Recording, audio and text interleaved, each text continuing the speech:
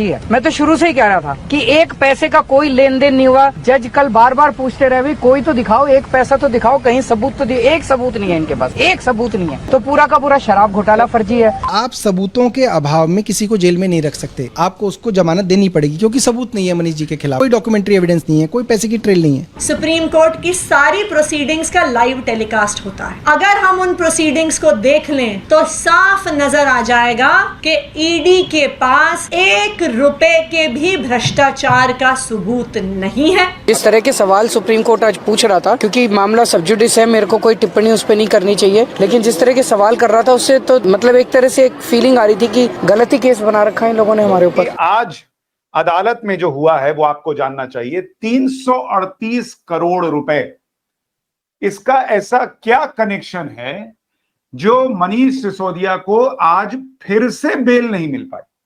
मतलब पहले तो नहीं मिली थी, लेकिन आज मनीष सिसोदिया को जो है वो फिर से बेल नहीं मिली है। ये अपने आप में बड़ी खबर है।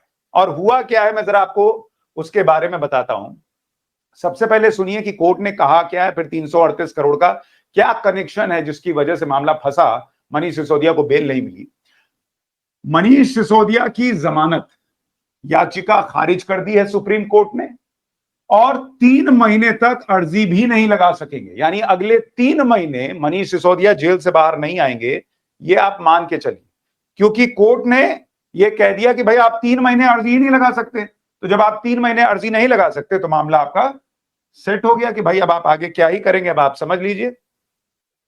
तो इसको लेकर जो जानकारी है, कोर्ट ने कहा क्या? कोर्ट ने कहा कि फैसला सुनाते हुए सुप्रीम कोर्ट ने कहा कि एजेंसी ने हमारे ज्यादातर सवालों को उचित जवाब नहीं दिया। उचित जवाब क्या है नहीं है इसके बारे में तो ज्यादा डिटेल में नहीं पता, लेकिन कोर्ट ने यह भी कहा कि रुपए और पैसों के लेन देन की कड़ियां साफ हैं।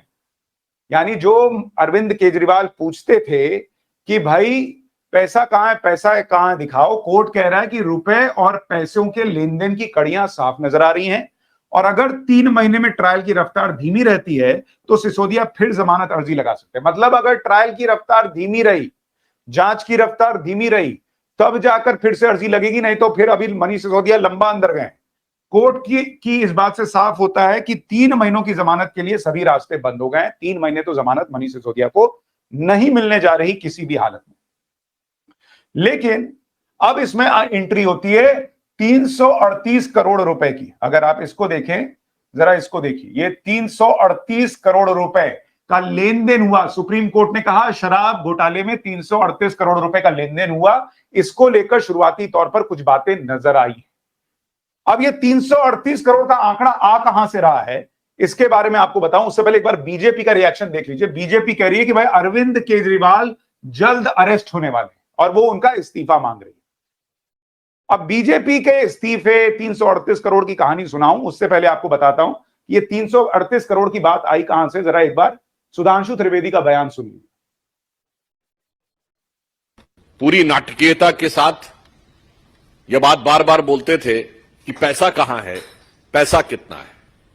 यदि आप आज के सुप्रीम कोर्ट के ऑब्जर्वेशन को देखेंगे तो उसमें सिर्फ जमानत याचिका खारिज नहीं की गई है, बल्कि 338 करोड़ रुपए प्रथम दृष्टया स्थापित होते हुए दिख रहे हैं। यानी जो वो पैसे की बात करते थे और जो मनी ट्रेल की बात करते थे, वो आज लीगली स्टैब्लिश होती हुई दिख रही है। यानी इस समय अब ये सिर्फ एक एलिगेशन नहीं है।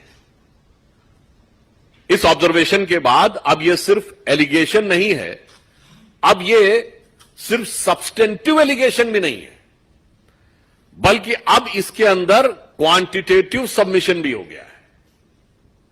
Means up till now it's not just an allegation, it is neither just an substantive allegation, but now it is come with a quantitative submission of the amount of 338 crores which is money trail is being probed।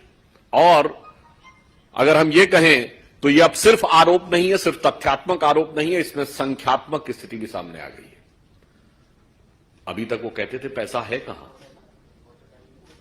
वो जितनी भी बातें करते थे केजरीवाल साहब, तो पैसा media की रिपोर्ट में नहीं बताया जाता, पैसा जांच एजेंसी बताती है न्यायालय के सामने, और न्यायालय के समक्ष उपस्थित साक्ष्यों के माध्यम से यह पैसा उजागर हो रहा है।